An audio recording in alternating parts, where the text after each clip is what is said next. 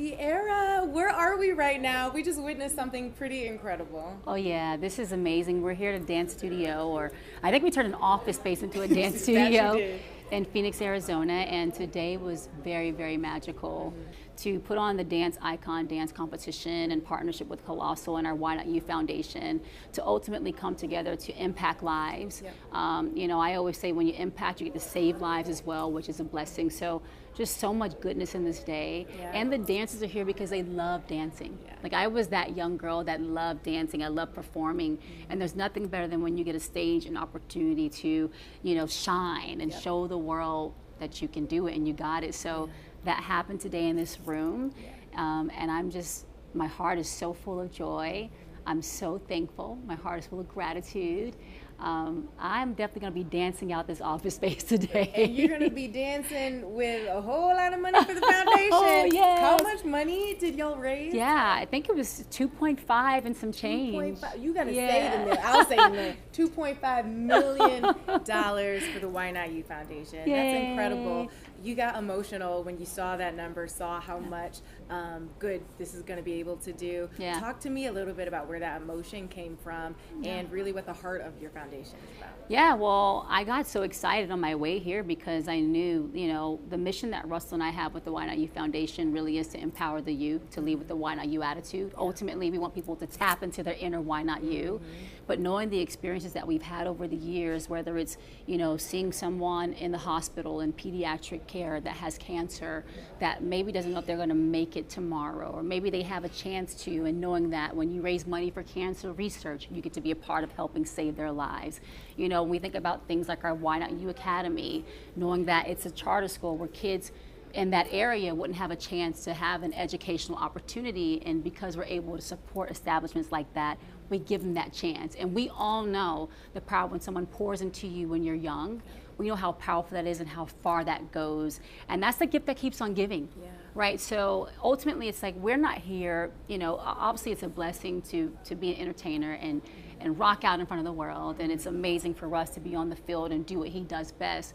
But this, to me, these moments are what it's really about. We really believe that's why we were both given the platforms that we have, you know, to do things like this and use our platforms for good and to impact and hopefully change someone's lives, right? Absolutely. So it's a blessing. Yeah, well, it's so incredible to hear, you know, and to know that you're doing all of this in addition to being a working mama. Here, in and out, y'all. She just landed touchdown. She's getting right back on the plane after this.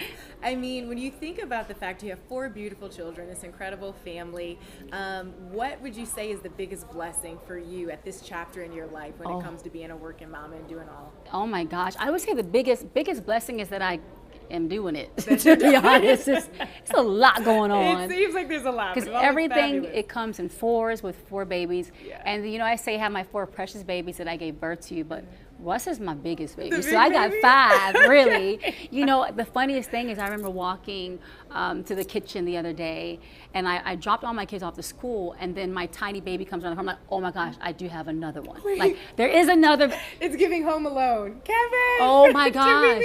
No, I legit, once I was like almost ready to give birth to Amora. Yeah. And I was like, oh my gosh, all the kids are going to be in the same school together this year. We're going to do one drop off. Then I was like, no, there's another one coming. Like, I had to remind myself, like, mommy brain is so real. It's really real. It is. Like, I swear, I can't remember what I did yesterday. Like, I'm not going to lie to you. But it's a blessing just to honestly receive all the love that we have in our family. You know, riding to school on carpools, like they fill my cup so much. They feed us. The little things fill your cup so much when you have kids. Yeah. I did all my kids like individual date nights. Do you? I love that. Because it's hard to do one-on-one when you have 4. So I have a thing now where I'm like, I'm going to do intentional one-on-one date nights with each kid. Wynn wanted crab legs. We went to Boiling Crab. Sienna wanted Din Tai Fung. We did that. Future wanted Shake Shack. We did that. Amora kind of crashed a couple of the dates with us. And she was like, give me my fry, you know. But I mean, listen, I couldn't have life any other way, and I feel so blessed. I get to have my precious babies and my family and live my dream at the same time. That's so beautiful. You mentioned 4. Yeah. Russ, look, the people want to know. Russ is commenting. He said, "I know you want 5." Listen, I'm gonna just toss that out there. You tell me let me how tell you feel about it. Someone needs to take my husband's phone right now, okay? Because he needs to stop, okay? I'm like, babe. Because he's getting the people going. We're just waiting for the fifth now. Listen, Amora came out and he started talking about Cinco. I'm like, that's just disrespectful. Right, Do you know what I just went through right now with this? Oh my God. Oh my gosh.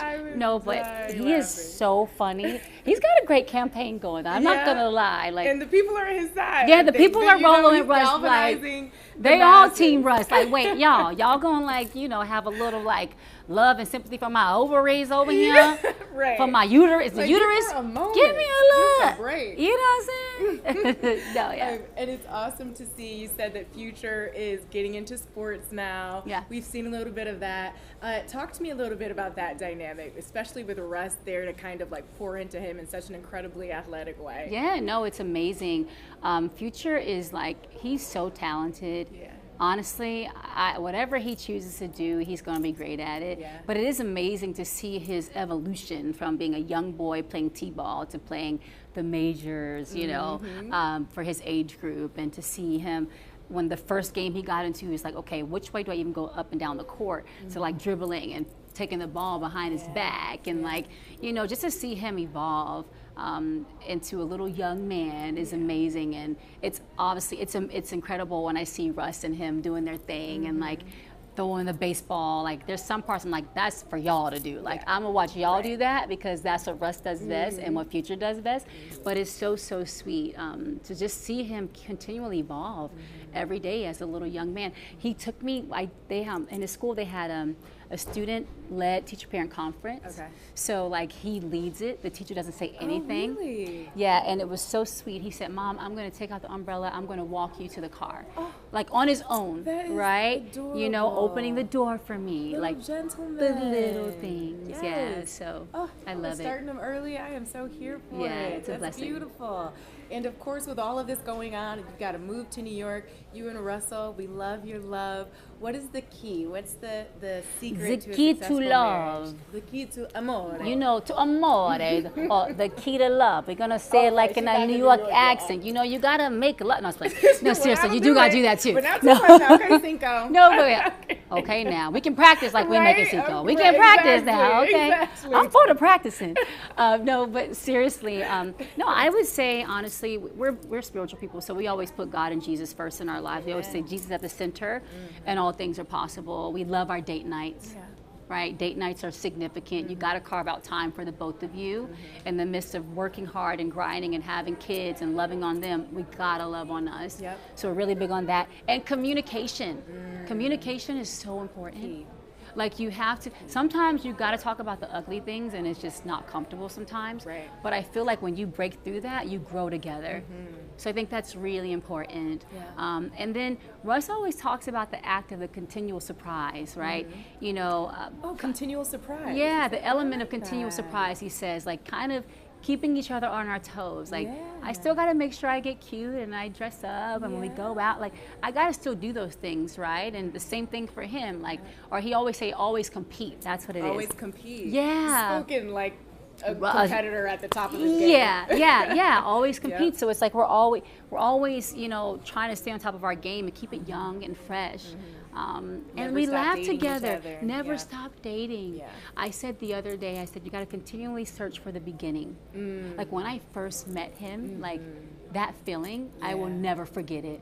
Mommy brain is working. That's okay, beautiful. It's working. I don't have mommy brain with that, right? But I'll never forget that. And so there's this sweet thing that comes with that first time, and you want to continually search for the beginning. That's what I kind of say. Beautiful. And you are one of the OGs when it comes to this WAG life. I'm so the intersection of sports and entertainment, right? Specifically, we've got Normani. I got a little question about that, a little Cupid moment. Haley, Taylor. What do you think is the key to navigating your own incredible career in entertainment while also committing to someone who's got a very demanding career in sports, like that life? With our worlds, it's really like organized chaos. It is nonstop, but what I'm very fortunate to have is that his schedule is like structured. Okay. So he kind of knows what his Monday and his Thursday and his Sunday is going to be like, Monday Night Football, etc. And so I get to kind of move around that a little bit. And I think what's amazing is that I love how he lets me be me. Like he celebrates me and me. He celebrates the small things too, which makes me feel so big. It feels so big in the moment, but he lets me be me, and he pushes me to go and do my thing, you know. And I'm also obviously championing him to go and do his thing, and so I think that's probably, you know, I would say is like an important piece to how we make it all happen. And we're just intentional about connecting back with each other. Right. But I would say for the ladies that you talked about, like us women in this world and us doing it all, is, you know, you gotta be you. You gotta, you know, be who you are, be true to who you are. Let your guy be true to who he is, and then it just works together beautifully. So, but being it's a able blessing. to have your own identities. It's really important. Really important. Yeah. So beautiful. Such good advice. So good. And DK and Normani, you two played Matchmaker 3 years ago. Now they're engaged. We're so excited for them. Are we officiating the wedding? Like, y'all are like the beginning of this love story. We love Listen, it. whatever DK and Normani want us to do, we are going to be there for them. We are beyond happy. Like, we knew, we really believe in our souls, like it was meant for those two to meet each other. And so we really kind of was like, come on, let's go. I love championing them, and you know, kind of like low-key cheering them on inside, like, you know, God, like, let this just, God, you take over. Oh, you better be a prayer warrior, just covering them. I love it. So I'm really happy for them. We're really happy for them. CC's matchmaking services, y'all. I think that's the best Russ and C. Russ and C. I'm taking applications. And your new music video, Ecstasy, congratulations. You know you're breaking the internet, right? Was that always the plan? Oh, listen. You got people buying foldable chairs. Ciara, I just got off the wall from Promise all those years ago. Let's go. You know, I had my broomstick. It was my mic stand. Oh my you had gosh. us locked in. The girls were focused. Now you got us in foldable chairs. Let's go. Listen, it don't cost much for us girls to turn it up and you know get what I'm saying? Sexy one time. No, this is honestly, it's been so cool to see the world engaging with my song and video and defying gravity with me. I said, you know what? I remember when Taylor, and God bless her, this was her first video she choreographed. And we got into the rehearsal hall. She showed me the video, what she had, and I watched the chair moment. I was like, oh, that's it. Like, that is a moment. So good. Then I was like, can I do that? Like, I'm scared to try that. Like, I'm not gonna lie. I'm like, and then she showed me, pulled out the foldable chair, and I was like, oh, this is really not as hard as like it looks like it is. And then I was like, let's go for it. And I kind of like got on the chair properly for the first time. Well, actually my thighs were kind of. Were they? I was like, I had to get the placement right. Okay, hold on, because if your thighs can't do, I am screwed. Yes, listen, but you saw that 75-year-old grandma. Okay, listen. If she can do it, then we can all. Let's go, because Grandma is setting the tone. No, but seriously, it was kind of like swimming in the air. And I was like, that is something special. Like, I really think that's going to be really cool. The fans are going to love it.